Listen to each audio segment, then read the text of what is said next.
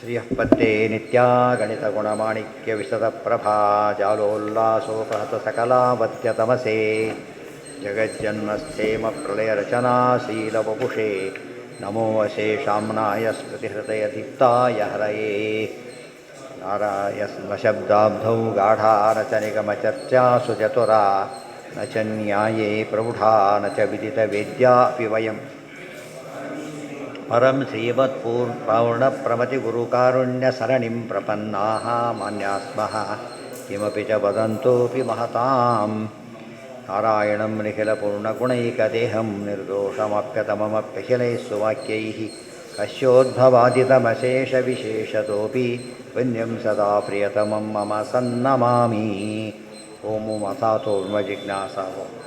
ನಮ್ಮ ಸರ್ವಮೂಲ ನಾವು ಇದಕ್ಕೆ ಹಾಕಿಲ್ಲ, ನೆಟ್ಟಲ್ಲಿ ಯಾರು ಹಾಕಿಬಿಟ್ಟಿದ್ದಾರೆ, ಹಾಕಿದ್ರೆ ಗೊತ್ತಾಯ್ತಾ? ಎಷ್ಟೋ ಪುಸ್ತಕ ಹಾಕಿಬಿಟ್ಟಿದ್ದಾರೆ. ಅಂದರೆ ನಮಗೆ ಗೊತ್ತಿಲ್ಲ, ಈಗ ಪರ್ಮಿಷನ್ ಯಾವ ಹೆಸರು ಕೂಡ ಇಲ್ಲ. ಅದಲ್ಲ ಎಷ್ಟೋ ಜನ ಬೇರೆ ಬೇರೆ ತಮ್ಮ ಗುಂಪು ಹಾಕ್ಕೊಂಡ್ಬಿಟ್ಟಿದ್ದಾರೆ, ಎಷ್ಟೋ ವಿಷಯಗಳು ಹಾಕ್ಕೊಂಡ್ಬಿಟ್ಟಿದ್ದಾರೆ. ಹಾಗೆ ಕೆಲವು ಸೇಲ್ ಮಾಡೋದು ಹಾಕ್ಕೊಂಡ್ಬಿಟ್ಟಿದ್ದಾರೆ, ಡೂಪ್ಲಿಕೇಟ್ ಮಾಡಿ ಅದನ್ನು ಮಾಡಿಬಿಟ್ಟು ಆಮೇಲೆ ಅವೈಲೇಬಲ್ ಅಂತ ಹಾಕೋ ಬುಕ್ ಅವೈಲೇಬಲ್ ನಮ್ಮ ಹತ್ರ ಅವೈಲೇಬಲ್ ಇಲ್ಲ, ಅವರ ಹತ್ರ ಅವೈಲೇಬಲ್. ಅಂದರೆ ಇವೆಲ್ಲ ಇಮ್ಮಿಡಿಯೇಟ್ ಅವೆಲ್ಲ ಇದೆ, ಟೆಕ್ನಾಲಜಿ ಭಾಳಷ್ಟು ಇದೆ. ಅದನ್ನು ಒಳ್ಳೆಯದಕ್ಕೂ ಉಪಯೋಗಿಸ್ಬೇಕು, ಕೆಟ್ಟದಕ್ಕೂ ಉಪಯೋಗಿಸ್ಬೋದು. ವಿತ್ ನೋ ಮೆಂಟ್ ಒಂದು ಪುಸ್ತಕ ಒಂದು ಗಂಟೆ ಮಾಡಿಕೊಟ್ಬಿಡ್ತಾರೆ ನಡೆಯೋದು ಅದು.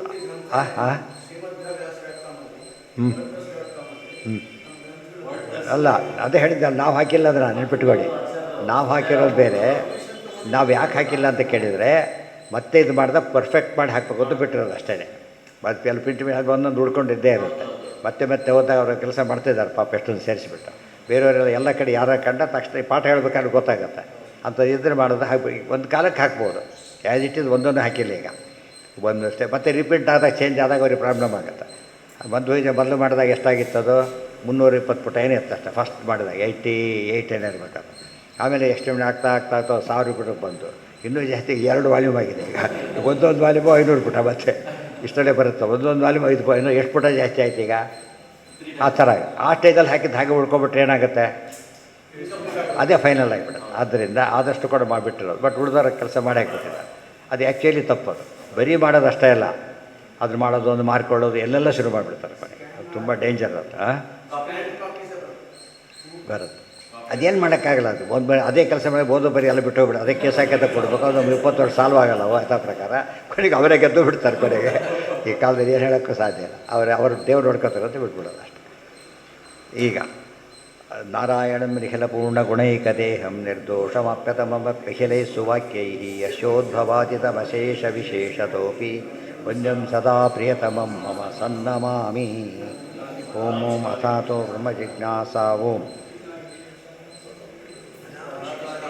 ಕುಪಿತಾ ಹಿ ಫಣಚ್ಛಾಯಾ ಸಮೀಕೃತ್ಯ ಪರಂ ಸುಖಂ ಸೇವಂತೆ ಯತ್ಪದಂ ಧೀರಾಃ ಸಂಭಜೆ ವಲ್ಲಭಂ ಶ್ರಿಯಃ. ಅವ್ರ ಜೀವನನೇ ಚಿಕ್ಕ ತಮ್ಮ ಕಥೆನೇ ಹೇಳ್ಕೊಂಡ್ರು. ಅವರು ಏನು ಹೇಳ್ಕೊಂಡ್ರು? ಕುಪಿತಾ ಹಿ ಫಣಚ್ಛಾಯಾ ಸಮೀಕೃತ್ಯ ಅಪರಂ ಸುಖಂ ಸೇವಂತೆ ಯತ್ಪದಂ ಧೀರಾಃ. ಇಬ್ಬರು ಪತ್ನಿಯರಿದ್ದಾರೆ, ಮದುವೆಯಾಗಿದೆ, ಗೊತ್ತಾಯ್ತಾ? ಅಲ್ಲಿ ಬಂದರು, ವೆಂಪಸು ಪೂರ್ವದೇ ಕೇಳಿದರು, ಎಲ್ಲ ಜ್ಞಾಪಕ ಆಗಿಬಿಡುತ್ತೆ. ಏನು ಮಾಡಿದರು ಅವರು? ಬಿಟ್ಟುಬಿಟ್ರು. ಯಾಕೆ? ಯಾರು ಟೈಮ್ ಜಾಸ್ತಿ ತೊಗೊಳೋದಿಲ್ಲ. ಮೇಲೆ ಹಾವಿದೆ ಅಂದರೆ ಸ್ವಲ್ಪ ನೋಡೋಣ ಅಂತಿರೋದು ಏನು ಮಾಡ್ತಾರೆ? ಫಸ್ಟ್ ಹರಿಬಿಡ್ತಾರೆ. ಆ ಕೆಟ್ಟು ಬಿಟ್ಟಿದ್ದೆ ಈ ಸನ್ಯಾಸಗಳು ಹೊರಟಿದ್ದೇ ಕೆಲಸ. ತಮ್ಮ ಅನುಭವನೇ ಹೇಳ್ಕೊಂಡಿದ್ದವರು. ಅರ್ಥ ಆಯ್ತಾ? ಭಾಳ ಸ್ವಾರಸ್ಯ. ಯಾಕೆ ಬಿಡ್ಲಿಕ್ಕೆ ತಪ್ಪು, ಕೆಲವು ವಿಷಯ ತಪ್ಪು ಪಾಲದಲ್ಲಿ ಹಾಕಿದ್ರೆ ನೋಡೋಣ ಬಿಡಿ ಅಂತ ಮೊದಲು ದೂರ ಇಟ್ಟೆ ಮುಂದಿನ ಮಾತು. ಏನು ಮಾಡೋಕ್ಕೆ ಬಿಡೋದೇ ಇಲ್ಲ. ಎಷ್ಟೋ ಸರಿ ಸೈಕಾಲಜಿ ಎಷ್ಟು ವರ್ಕ್ ಮಾಡೋದು ಗೊತ್ತಾ? ಹಾಕ್ತಾ ಇರೋ ತಿಂದಿರ್ತಾರೆ, ಅದು ಅಧ್ಯಾಯ ಬಿಡುತ್ತೆ. ಅದು ಧರಿಸಿಬಿಟ್ಟ ತಕ್ಷಣ ಏನಾಗುತ್ತೆ ಅವನಿಗೆ, ಅಷ್ಟರ ಮಟ್ಟಿಗೆ ಅದರಾಗ ಇದು ಹುಟ್ಟುತ್ತೆ. ಆ ಯೋಚನೆ ಮಾಡಿದಾಗ ಇದು ಸ್ವಾರಸ್ಯ ಗೊತ್ತಾಗುತ್ತೆ ಏನಂತೇಳಿ. ನಿಧಾನ ಬಿಡ್ತೀವಿ ಅಂತ ಹೇಳೋದಲ್ಲ. ಸರಿಯಾಗಿ ಅರ್ಥ ಆಗಿದ್ದವರು ಏನು ಮಾಡೋದಿಲ್ಲ, ಬಿಡಲಿಕ್ಕೆ ನಿಧಾನ ಮಾಡೋದಿಲ್ಲ. ಕೆಲವು ನಿಧಾನ ಮಾಡ್ಬೋದು, ಆದರೆ ಕೆಲವು ನಿಧಾನ ಮಾಡೋಕ್ಕೆ ಹೋಗೋದಿಲ್ಲ. ಯಾಕಂದ್ರೆ question of life and death ಇದ್ದಾಗಿಲ್ಲ. ಈಗ ಹೇಳ್ತಾರೆ ಅನಾವಿಷ್ಕುರ್ವನ್ ಅನ್ವಯಾತ್. ಬಹಳ ಮುಖ್ಯವಾದ ಈಗಿನ ಕಾಲಕ್ಕೆ ಏನೇನೋ ನಡೀತಾ ಇದೆ. ಅದು ಉತ್ತರ ಅದಕ್ಕೆ ವಿಶೇಷವಾದ ಒಂದು ಉಪದೇಶ ಮಾಡ್ತಿದ್ದಾರೆ. ಅನಾವಿಷ್ಕುರ್ವನ್ ಅನ್ವಯಾತ್. ಸುಮ್ಮನೆ ಅರ್ಥ ಏನು ಅಂದರೆ ಅನಾವಿಷ್ಕುರ್ವನ್, ತತ್ವವನ್ನು ಎಲ್ಲರಿಗೂ ಹೇಳೋದಕ್ಕೆ ಹೋಗ್ಕೂಡದು. ಅನಾವಿಷ್ಕುರ್ವನ್, ಆವಿಷ್ಕಾರ ಅಂದರೆ ತಿಳಿಸೋದು, ಹೊರಗೆ ಹಾಕೋದು, ಹಾಕಬಾರ್ದು ಅಂಥೇಳಿ ತತ್ವವನ್ನು ಹಾಕಬಾರ್ದು. ಯಾಕೆ? ಜ್ಞಾನದಾನಂ ಕಿಮ್ಮ ಯಾತಕ್ಕೆ ಪ್ರಶ್ನೆ ಬಂತು ಅಂದರೆ ಜ್ಞಾನ ಭಾಳ ಪ್ರಶಸ್ತ ಅಂತ ಆಯ್ತಲ್ಲ, ಎಲ್ರಿಗೂ ಹಂಚಿಬಿಡೋಣ ಅಂತ ಕೇಳಿದರೆ ಅಲ್ಲ. ಶಸ್ತ್ರ ಎಲ್ಲರ ಕೈಯಲ್ಲಿ ಹಾಕಿ ಸಿಗಬಾರ್ದು, ಶಾಸ್ತ್ರನೂ ಹಾಕಿ ಸಿಗಬಾರ್ದು. ಶಾಸ್ತ್ರ ಗುಂಡಾಗಳ ಕೈಲಿ ಶಸ್ತ್ರ ಸಿಕ್ಬಿಟ್ಟು ಏನು ಮಾಡ್ತಾನೆ ಅವನು? ಬರೀ ಇದ್ದೇ ಹಾಳು ಮಾಡ್ತಾನೆ. ಕೇಳಿ ಅವನಿಗೆಲ್ಲ AK-47 ಕೊಟ್ಬಿಟ್ರೆ ಗತಿ ಏನಾಗೋದು? ಅದಕ್ಕೆ ಸಂಬಂಧಪಟ್ಟವರಿಗೆ ಲೈಸೆನ್ಸ್ ಅದು ಏನು ಆ ಕೆಲಸ ಬಿಟ್ಟರೆ ಬಿಟ್ಬಿಡ್ಬೇಕಾದ್ರೆ ಮುಗಿದೋಯ್ತು ಅಷ್ಟೇ. ಅಷ್ಟರ ಮಟ್ಟಿಗೆ ಎಚ್ಚರಿಕೆ ವಹಿಸ್ತಾರೆ. ಇಷ್ಟಾದರೂ ಡೂಪ್ಲಿಕೇಟ್ ಮಾಡ್ತಾನೆ ಅಂತ ಏನೋ ಮಾಡ್ತಾರೆ. ಶಾಸ್ತ್ರ ಅವ್ರು ಡೂಪ್ಲಿಕೇಟ್ ಮಾಡಿದ್ರೆ ಶಾಸ್ತ್ರನ ಆ ಥರ ಆಗಬಾರ್ದು ಅಂತ ಹೇಳೋದಕ್ಕೇ ಆವಿಷ್ಕರಣ ಮಾಡಿಕೊಡೋದು ಅದು ಹೇಳ್ತಾರೆ. ಜ್ಞಾನ ಭಾಳ ಪ್ರಶಸ್ತ ಆದ್ದರಿಂದ ಮಾಡಿಬಿಡೋಣ ಅಂತ ಕೇಳಿದ್ರೆ ಮಾಡಿಕೊಡೋದು. ಯಾಕೆ ಪ್ರಶಸ್ತ ಆಗಿದ್ದನ್ನು ಮಾಡಿಬಿಡಬೇಕು ಅಂದರೆ ಪ್ರಶಸ್ತ ಆಗಿದ್ದಕ್ಕೆ ಮಾಡಬಾರ್ದು ಅಂಥೇಳಿ ಸೇಮ್ ರೀಸನ್. ತುಂಬ ಚಿತ್ತ ಎಲ್ಲ ಕಡೆ ಚಿನ್ನ ಎಸ್ದುಬಿಟ್ರೆ ಪ್ರಶಸ್ತ ಅಂಥೇಳಿ ಏನಾಯ್ತು? ಅದು ತೊಗೊಂಡು ಉಪಯೋಗಿಸೋದಿಲ್ಲ, ಮಾರಾಟ ಶುರು ಮಾಡ್ತಾನೆ ಮತ್ತೆ. ದಾನದ ಅಪಿಚಾಚಾರ್ಯಾ ವಿಶೇಷಾತ್ ಫಲಮಾಪ್ನುಯು. ಈ ಇಷ್ಟೆಲ್ಲ ದೇವತೆಗಳ ಬಗ್ಗೆ ಹೇಳಿದ್ರು ಫಲಶ್ರುತಿ ಅಧಿಕರಣದೊಳಗೆ. ಮತ್ತು ಇನ್ಯಾರಿಗೆ ಪುಣ್ಯ ಬರುತ್ತೆ ಅಂತ ಕೇಳಿದರೆ ಜ್ಞಾನ ಕೊಡ್ತಕ್ಕಂಥ ಆಚಾರ್ಯರು ಕೂಡ ವಿಶೇಷವಾದ ಪುಣ್ಯ ಬರುತ್ತೆ. ಜ್ಞಾನ ಕೊಡ್ತಕ್ಕಂಥ ಕೇಳಿದವರಿಗೆ ಪುಣ್ಯ ಇದ್ದೇ ಇದೆ. ಅದಕ್ಕಿಂತ ಹೆಚ್ಚು ಪುಣ್ಯ ಯಾರಿಗೆ ಬರುತ್ತೆ ಅಂದರೆ ಹೇಳಿದ ಗುರುಗಳಿಗೆ ಬರುತ್ತೆ. ವಿಶೇಷಾತ್ ಫಲಮಾಪ್ನುಯು ನ ಕೇವಲ ಶಿಷ್ಯಾ ಇದು ಜ್ಞಾನದ ಆಚಾರ್ಯ ಅಪಿ ಜ್ಞಾನಫಲಮಾಪ್ನುಯು. ಸಾಮಾನ್ಯವಾಗಿ ಲೆಕ್ಚರ್ ಕೆಲಸ ಮಾಡ್ತಾನೆ ಅಂತ ತಿಳ್ಕೊಬೋಣ. ಅವನಿಗೆ ಲೆಕ್ಚರ್ ಮಾಡಿದ್ದಕ್ಕೇನು ಬಂತು? ಸಂಬಳ ಬಂತು, ಅದೆಲ್ಲ ಬೇರೆ. ಬಟ್ ಜ್ಞಾನ ವೃದ್ಧಿ ಆಯಿತು, ಅದು ಭಾರಿ ಇಂಪಾರ್ಟೆಂಟ್. ಅದು ಯಾವ್ದು ಬೆಳೀತಾ ಹೋಗುತ್ತೆ? ಒಳ್ಳೆ ಜ್ಞಾನ ಬೆಳೀತಾ ಹೋಗುತ್ತೆ. ಅದು ರಿಯಲ್ ಅಡ್ವಾಂಟೇಜ್ ಇರೋದು ಅಲ್ಲಿ. ಇದು ಇರುತ್ತೆ, ಹೋಗಿಬಿಡುತ್ತೆ. ಆ ಜ್ಞಾನ ಮಾತ್ರ ಹಾಗೆ ಉಳ್ಕೊಂಡ್ಬಿಡುತ್ತೆ ಜೊತೆಗೆ. ಆದಷ್ಟು ಜ್ಞಾನವಾದ ಆಚಾರ್ಯರಿಗೆ ಯಾವ ಫಲ ಅದಕ್ಕೆ ಅವರು ಲೌಕಿಕ ಫಲ ಅಪೇಕ್ಷೆ ಪಡ್ತಿದ್ದಿಲ್ಲ. ಋಷಿಮುನಿ ಹಿಂದಕ್ಕೆ ಎಷ್ಟೋ ದೊಡ್ಡ ದೊಡ್ಡ ಆಚಾರ್ಯಗಳೆಲ್ಲ ನೂರಾರು ಶಿಷ್ಯರು ಮನೇಲಿ ಇಟ್ಟು ಈ ವಿದ್ಯಾಪೀಠಗಳು ಕಡಿಮೆ ಇದ್ದಾಗ ಇದಕ್ಕಿಂತ ಜಾಸ್ತಿ ಜನ ಮನೇಲಿ ಇಟ್ಕೊತಿದ್ರು. ಗೊತ್ತಾಯ್ತಾ? ಬಡತನಿದ್ರೆ ಅದರಲ್ಲೇ ಶೇರ್ ಮಾಡಬೇಕು ಹೊರತು ಇದು ಮಾಡೋಂಗಿಲ್ಲ. ಯಾಕೆ ಅಂತ ಕೇಳಿದರೆ ಯಾರು ಕೊಟ್ಟರು ಇಸ್ಕೊತಿರಲಿಲ್ಲ. ರಾಜ ಮಹಾರಾಜರು ಕೊಟ್ಟರೆ ವಿಷಯ ಬೇರೆ, ದೇಹಿಗೆ ಎಲ್ಲ ಅವರಲ್ಲಿಲ್ಲ. ದೇವ್ರು ಕೊಡ್ತಾರೆ ಎಂಬ ವಿಶ್ವಾಸದಿಂದ ಮಾಡಿ ಜ್ಞಾನದಾನನೇ ದೊಡ್ಡ ಪ್ರಶಸ್ತಿ. ಹಿಂಗಾದ್ದರಿಂದ ಲೌಕಿಕ ಪ್ರಯೋಜನ ಅಪೇಕ್ಷೆನೇ ಪಡ್ತಿರಲಿಲ್ಲ. ಅದಕ್ಕೆ ಕಾರಣ ಏನು ಅಂದರೆ ದೊಡ್ಡ ಬೆನಿಫಿಟ್ ಈಗ ಆಗಿಬಿಟ್ಟಿದೆ. ಅಯ್ಯೋ ಸುಮ್ಮನೆ ವೇಸ್ಟ್ ಮಾಡಿಕೊಂಡೆ ಅಂತ ಯಾರಂದರೆ ನಿಮ್ಗೆ ಅರ್ಥ ಆಗ್ತಿತ್ತು. ನಿಮ್ಗೆ ಗೊತ್ತಿಲ್ಲ, ವೇಸ್ಟ್ ಆಗಿಲ್ಲ, ಸಾರ್ಥಕ ಆಗಿದೆ ಅಂತ. ಅಪಿ ವಚನಂ ಜ್ಞಾನದಾನೇನ ಇತಿ ಜ್ಞಾಪನಾರ್ಥಂ ಚಶಬ್ದ ಕುತಃ ಏತದ್. ಈಗ ನಮ್ಮ ಜವಾಬ್ದಾರಿ ಕೂಡ ಬಂದಾಗ ಯಾಕೆ ಜ್ಞಾನದಾನ ಮಾಡಬೇಕೆ ಹೊರತು ಮಿಥ್ಯಾಜ್ಞಾನದಾನ ಮಾಡಬಾರದು. ಅದೇನಾಗುತ್ತಾಗ ಆ ಪಾಪ ಇವನಿಗೂ ಬರುತ್ತೆ. ಮಿಥ್ಯಾಜ್ಞಾನ ಕೊಟ್ಟಾಗ ಕೊಟ್ಟವನಿಗೂ ಪಾಪ ಬರುತ್ತಲ್ಲ ಹಾಗೆ. ಮುಕ್ತೌ ಅಷ್ಟಗುಣಂ ಶಿಷ್ಯಾತ್ ಗುರುರಾಪ್ನೋತಿ ಶೋಭನಂ. ಎಷ್ಟು ಬರ್ಬೋದು ಅಂತ ಪ್ರಶ್ನೆ. ಈಗ ಈ ಲೆಕ್ಕ ಕೇಳಿಬಿಟ್ರೆ ತಲೆ ಕೆಟ್ಟೋಗ್ಬಿಡುತ್ತೆ. ಮುಕ್ತೌ ಅಷ್ಟಗುಣಂ ಶಿಷ್ಯಾತ್ ಗುರುರಾಪ್ನೋತಿ. ಇಲ್ಲ ಅಲ್ಲ, ಇಮಿಡಿಯೇಟ್ ಇಲ್ಲಲ್ಲ. ಮುಕ್ತಿಗೆ ಹೋದಾಗ ಈ ಕೇಳರೆ ಉಳಿದ ಆನಂದ ಸಾಮ್ಯ ಬಿಟ್ಬಿಡಿ. ಗುರು ಶಿಷ್ಯರಿಗೆ ಸಾಮ್ಯ ಇಲ್ಲ. ಗುರುವಿಗಿಂತ ಶಿಷ್ಯರಿಗಿಂತ ಎಷ್ಟೇ ಆನಂದ ಜಾಸ್ತಿ ಇರುತ್ತೆ ಆತನಿಗೆ? 8 ಪಟ್ಟು ಜಾಸ್ತಿ ಇರುತ್ತೆ. 8 ಟಪ್ಪೈ ಅದು ಸಾಮಾನ್ಯ ಅಲ್ಲ. ಅದು ಶೋಭನಂ ತದ್ಗುರು ದ್ವಿಗುಣಂ ತಸ್ಮಾತ್. ಅವ್ರ ಗುರುಗಳು ಅದರ 2 ಪಟ್ಟು. ಅವ್ರ ಗುರುಗಳಿಗೆ ಮತ್ತೆ ತಸ್ಮಾತ್ ಸಾರ್ಧಂ 1 ಪಟ್ಟು. ತಾವತ್ ತಥೋಪರಿ ಬೆಳೀತಾ ಬೆಳೀತಾ ಹೋಗುತ್ತೆ. ಎಲ್ಲಿವರೆಗೂ? ಬ್ರಹ್ಮದೇವರವರೆಗೂ ಹೋಗುತ್ತೆ. ಅದರ ದೇವತೆಗಳಲ್ಲೇ ಡಬಲ್ ಆಗ್ತಾ ಹೋಗುತ್ತೆ. ಇಲ್ಲಿ ಕಡಿಮೆ ಆಗ್ತಾ ಬರುತ್ತೆ.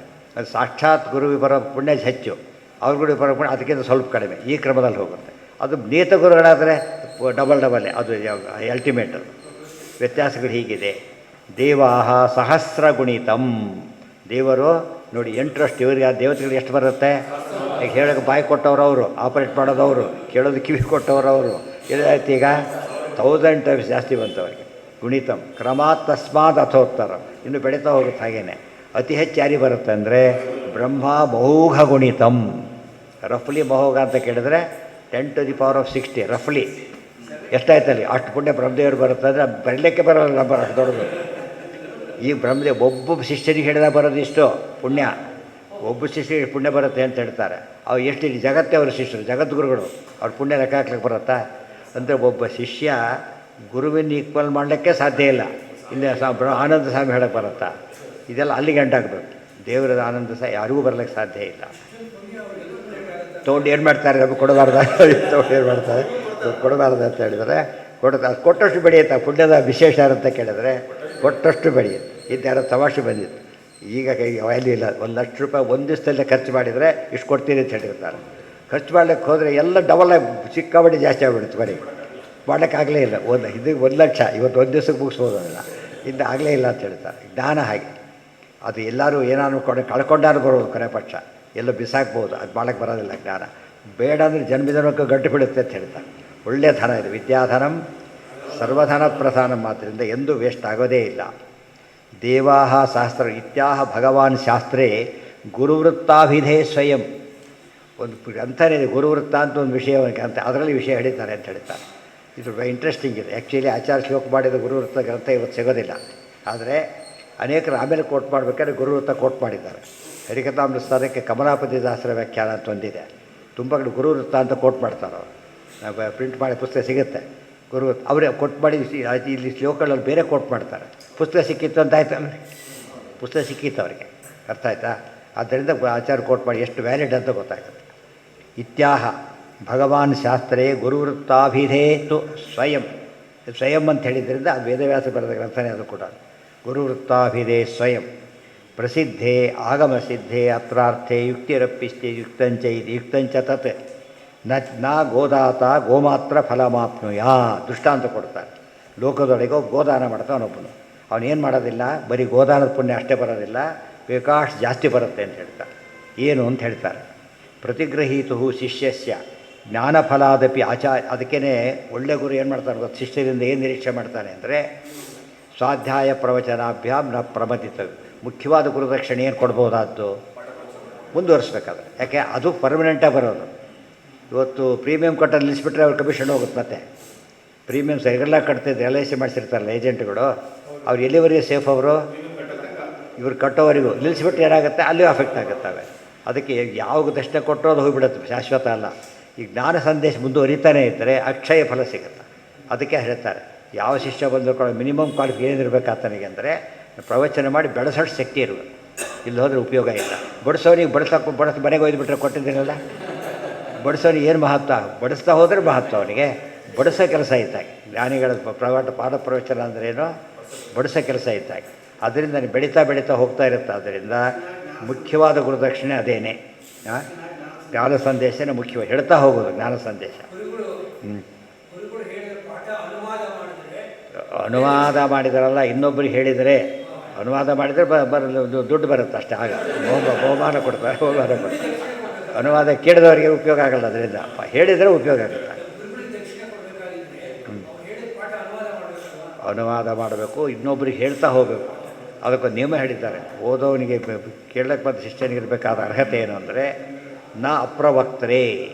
ಯಾರು ಪ್ರವಚನ ಮಾಡೋಕ್ಕೆ ಕೆಪಾಸಿಟಿ ಇಲ್ಲ, ಅವ್ರಿಗೆ ಇಷ್ಟ ಇಲ್ಲ, ಅವ್ರಿಗೆ ಹೇಳಬೇಡಿ ಅಂತ ಹೇಳ್ತಾರೆ. ಯಾತಕ್ಕೆ? ವೇಸ್ಟ್ ಅದು. ಒಂದು ಸೀಟು ಡಾಕ್ಟರ್ ಎಲ್ಲ ಮಾಡಿ ಕೊಡಿ, ಡಾಕ್ಟರ್ ಅವ್ರಿಗೆ ಇಷ್ಟಪಡೋದಿಲ್ಲ. ಎಷ್ಟು ಲಾಸ್ ಆಯ್ತಲ್ಲ ಅದೀಗ.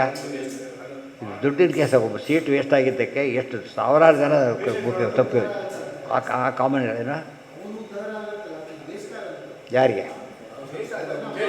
ಅಲ್ಲ, ಅಲ್ಲ, ಯಾರೇ ಒಂದು ಕೆಲಸನ ಇವತ್ತು ಕೆಲಸ ಕೊಟ್ಟು ಅವ್ರ ಉದ್ಧಾರ ಅಂತ ಯಾರೂ ಕೆಲಸ ಕೊಡೋದಿಲ್ಲ. ಯಾತಕ್ಕೆ ಕೊಡ್ತಾರೆ? ಸಂಸ್ಥೆ ಬೆಳಿಬೇಕು, ಸಂಸ್ಥೆ ಬೆಳಿಬೇಕು, ಜ್ಞಾನದ ಸಂಸ್ಥೆ ಬೆಳಿಬೇಕಾದ್ರೆ ಬೆಳೀತಾ ಎಷ್ಟು ಜನಕ್ಕೆ ಉಪಯೋಗ ಆಗುತ್ತೆ. ಅದು ಬಿಟ್ಟು ಓದೋದೊಂದು ಬಿಟ್ಟುಬಿಡೋದು. ಆಮೇಲೆ ಹಾಗೆಲ್ಲ ಮಾಡಬಾರ್ದು. ಸೀಟ್ ಹಾಳು ಮಾಡ್ತಾರೆ, ಹಾಗೆ ಮಾಡಬಾರ್ದು. ಓದು ಈ ತತ್ವಜ್ಞಾನ ಅಂತಲೂ ಬೆಳೆಸ್ತಾನೆ ಇರಬೇಕು.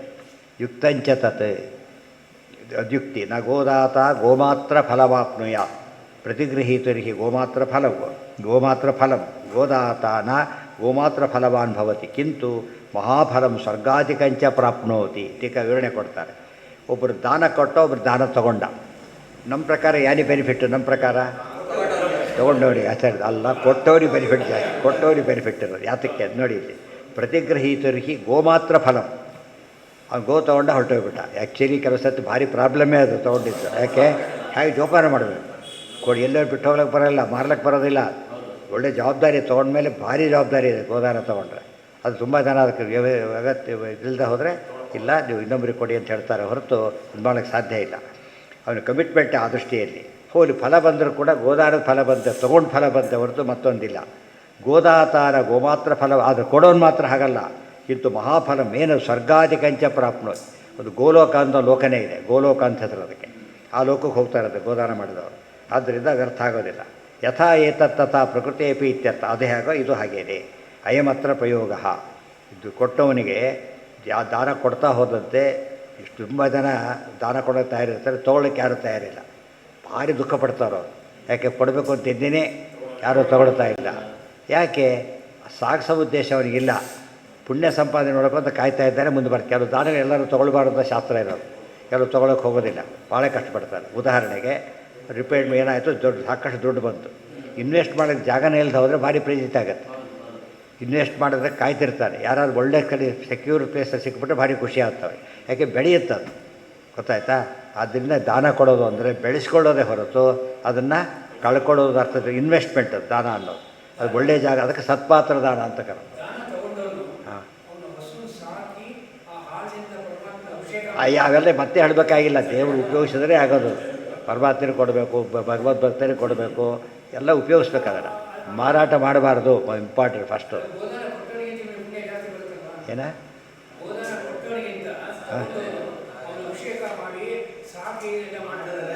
ನಿಮಗೆ ಅರ್ಥ ಆಗಲಿಲ್ಲ.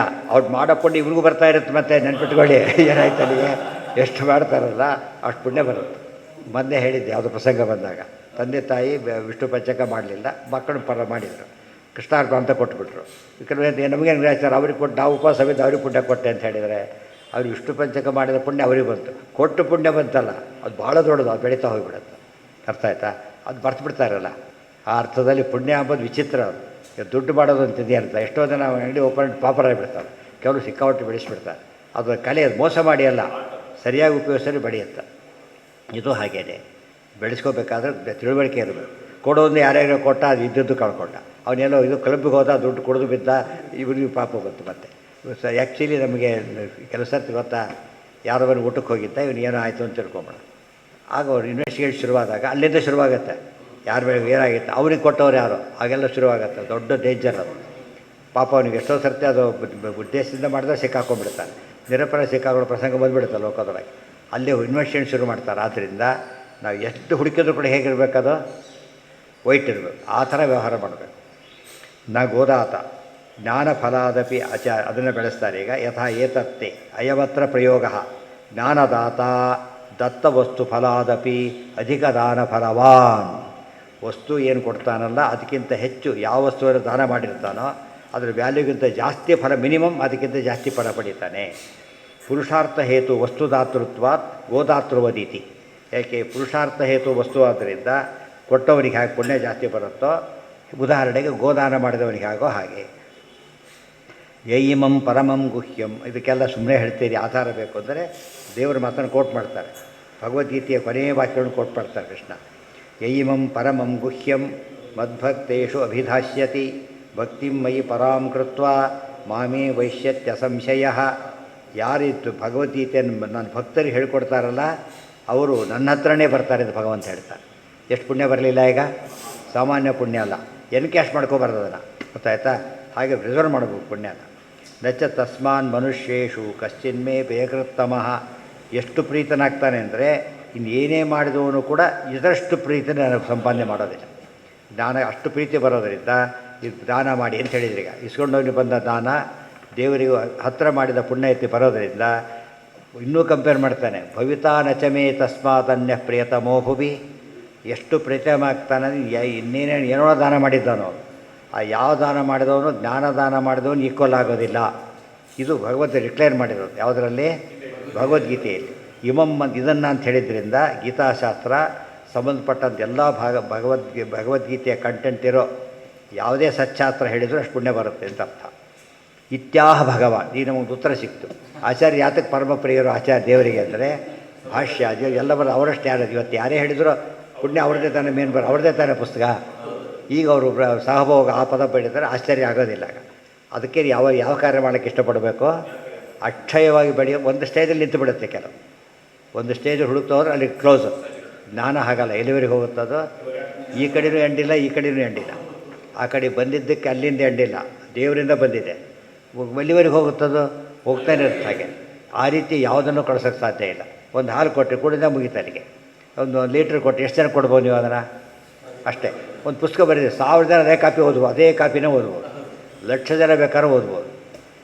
ಇದು ಮ್ಯಾಜಿಕ್ ಅದು, ಗೊತ್ತಾಯ್ತಾ? ಒಂದು ಮಾತಾಡ್ತಾನೆ, ಬಡಿಸ್ಬೇಕೀಗ ಇಷ್ಟು 100 ಜನಕ್ಕೆ ಬಡಿಸ್ಬೇಕಾದ್ರೆ ಎಷ್ಟೊತ್ತು ಬೇಕು ಅವನಿಗೆ? ಬಟ್ ಒಬ್ರಿಗೆ ಹೇಳಿ 100 ಜನಕ್ಕೆ ಒಟ್ಟಿಗೆ ಕೆಡಿಸುತ್ತೆ ಆಯ್ತಾ? ಅಷ್ಟು ಜನಕ್ಕೂ ಅರ್ಥ ಆಗುತ್ತೆ. ಅದಕ್ಕೆ ಜ್ಞಾನದಾನ ತುಂಬ ಜನಕ್ಕೆ ಒಂದೇ ಟೈಮ್ನಲ್ಲಿ ಮಾಡ್ಬೋದು, ಗೊತ್ತಾಯ್ತಾ? ಇದು ಮ್ಯಾಜಿಕ್ ಇದು. ಅದು ಅರ್ಥ. ಅದಕ್ಕೆ ಸರ್ವಧನ ಪ್ರಧಾನಂ ಅಂತ ಕರೀತಾರೆ. 1 kg ಚಿನ್ನ ಎಷ್ಟು ಜನಕ್ಕೆ ಕೊಡ್ಬೋದು ನಿಮಗೆ? ಮಿಲಿಗ್ರಾಮ್ ಗಟ್ಟಲೆ ಕೊಟ್ಟರು ಕೂಡ ಎಷ್ಟಾಗುತ್ತೆ? ಒಂದು ಸ್ಟೇಜ್ ಮುಗಿದೋಯ್ತಾರೆ. ಅದು ಹಾಗಲ್ಲ, ಜ್ಞಾನಕ್ಕೆ ಎಂಡೇ ಇಲ್ಲ, ಬೆಳೀತಾ ಇರುತ್ತೆ. ಇದನ್ನೆಲ್ಲ ಅರ್ಥ ಮಾಡಿಕೊಂಡ್ರೆ ಜನಗಳು ಅದಕ್ಕೆ ಬರ್ತಾರೆ ಎಲ್ಲರು. ಅದು ಯಾರಿಗೂ ಅದು ಅರ್ಥ ಆಗಿಲ್ಲ ಆದ್ದರಿಂದ ಆ ಹೆಸರಲ್ಲಿ ಬೇರೆ ಕೆಲಸ ಆಗಿಬಿಡೋದು. ಹೆಸರು ಜ್ಞಾನ ಕಾರ್ಯ ಅಂತೇಳಿ ಆಗೋದೆಲ್ಲ ಬೇರೆಯೇ, ಆಗಬಾರ್ದಾಗಿ. ಎಕ್ಸೆಪ್ಷನ್ ಬಿಟ್ಟರೆ ಮಿಸ್ಯೂಸ್ ಆಗುತ್ತೆ. ಭವಿತಾ ನಚಮೇ ತಸ್ಮಾದನ್ಯ ಪ್ರಿಯತಮೋ ಭವಿ ಇತ್ಯಾಹ ಭಗವಾನ್ ಪಾತ್ರಂ. ಅದು ಒಂದು ಹಾಗಾದ್ರೆ ಆಗೊಂದು ಪ್ರಶ್ನೆ ಬಂತು, ಸರಿ ಇನ್ನು ಹೇಳ್ಕೊತ ಓಡಾಡ್ಬಿಡೋದೆ, ಚಿಕ್ಕ ಬಾಬಾ ಅಂತ ಕರೆಯೋದು, ಹೇಳೋದು, ಕಳಿಸ್ತಿರೋದೆ. ಹಾಗೆ ಮಾಡಬೇಡಿ. ಅದಕ್ಕೆ ಪಾತ್ರಂ ಅಪೇಕ್ಷತೆ, ಸಿಂಪಲ್ ಲಾಜಿಕ್. ದಾನ ಅಂತಷ್ಟು ಪಾತ್ರ ಇರಬೇಕು. ದಾನ ಪದಕ್ಕೆ ಅರ್ಥ ಬರೋದು ಯಾವಾಗ? ತೊಗೊಳೋನು ಏನಾಗಿರ್ಬೇಕು? ಅವನು ಸತ್ಪಾತ್ರ. ದೇರ್ಫೋರ್ ಸತ್ಪಾತ್ರಿಗೆ ದಾನ ಹೇಗೆ ಮಾಡಬೇಕು? ದಾನ ಕೂಡ ಯಾರಿಗೆ ಮಾಡಬೇಕು? ಸತ್ಪಾತ್ರಿಗೆ ಮಾಡಬೇಕು, ಬೇರೆಯವ್ರಿಗೆ ಮಾಡಬಾರ್ದು. ಅದಕ್ಕೆ ಅವ್ರು ಏನು ಮಾಡ್ತಿದ್ರು? ಬಂದವರಿಗೆಲ್ಲ 1 ವರ್ಷ ಇರಿ ಫಸ್ಟು ಟೆಸ್ಟ್ ಮಾಡ್ತಿದ್ರು. ಸುಮ್ಮನೆ ಟೆಸ್ಟ್ ಅಲ್ಲ, ಒಂದಕ್ಕಿಂತ ಒಂದು ರಿಗರಸ್ ಇನ್ನು ಕೊಡೋದು. ನೋಡಿದ್ರೆ ಹೋಗೋದೇ ವಾಸಿ, ಬಿಟ್ಟು ಹೋಗೋದೇ ವಾಸಿ ಅನಿಸ್ಬೇಕು. ಇವತ್ತು ಆ ಪದ್ಧತಿ ಇಲ್ಲ. ಏನೂ ಇಲ್ಲದೇ ಯಾರೂ ಬರೋದಿಲ್ಲ. ಅದು ಹೇಳಿದ್ರೆ ಒಬ್ಬ ನರಪೀಡೆ ಕೊಡೋದು ಆಗ್ತಿದ್ದು ಬಂದ್ಬಿಡೋದು. ಅದಕ್ಕೆ ಅದು ಇದು ಮಾಡ್ತಾಯಿದ್ರು. Very important. ಆಗ ನಮಗೆ ಕಡೆ ಹೇಳಬಾರ್ದು. ಹಾಂ, ಒಳ್ಳೆಯ ಹೌದು. ಅದು ಅಲ್ಲಿಗೆ ನಾಳೆ ಹೆಸರು ಕಂಟಿನ್ಯೂ ಮಾಡಿ. ಅದು ದಾನ ಶಬ್ದ ಇಮ್ಮಿಡಿಯೇಟ್ಲಿ ಪಾತ್ರ ಅಂತ ಶುರುವಾಗ. ಬ್ಯಾಂಕ್ ಏನಿಟ್ಟಿದ್ದೀರಿ ಇಟ್ಟು ಕಳ್ಕೊಂಡವ್ರು ಇದ್ದಾರಲ್ಲ ಈಗಾಗಲೇ, ಅವ್ರಿಗೆ ಅರ್ಥ ಆಗ್ತದೆ. ಧ್ರುವಂ ಅಂದರೆ ಏನು? ಸುಮ್ಮನೆ ಹೋದ್ರೆ ಏನಾಗುತ್ತೆ? ಜ್ಞಾನ ಧ್ರುವ ಮಾಡಿದೆ ಅಂತ ಹೇಳ್ಬಿಡುತ್ತೆ. ಶೂರ್, ಇಟ್ ಈಸ್ ಶೂರ್ ಅಂತ. ಶೂರ್.